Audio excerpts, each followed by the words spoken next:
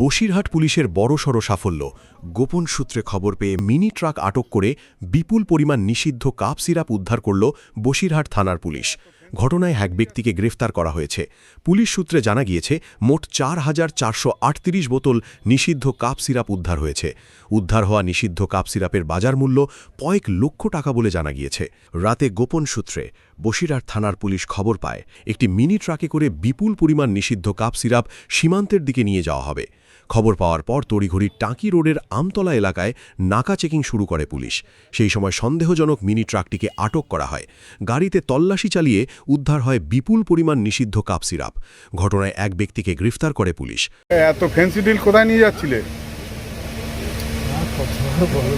হ্যাঁ, সাতক্ষীরা নিয়ে যাচ্ছিলে? ছোলাদানা। ও, কোথার থেকে এসছে? কলকাতা থেকে। তোমার নাম কি?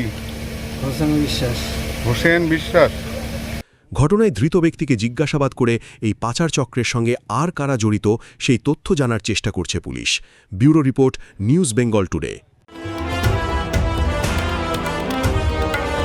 মেঘবেলা লাইভে আপনার পছন্দের টিভি চ্যানেলস সম্পূর্ণ বিনামূল্যে শুধুমাত্র মেঘবেলা ব্রডব্যান্ডের কানেকশনের সঙ্গে। মেঘবেলা ব্রডব্যান্ড, বাংলার ঘরে ঘরে। উত্তর 24 পরগনা ও তার আশপাশের এলাকার মানুষের সেবায় ক্যাথল্যাবের মতো অত্যাধুনিক সুবিধা নিয়ে পরিষেবায় ব্রতী সারদা মাল্টি স্পেশালিটি হাসপাতাল।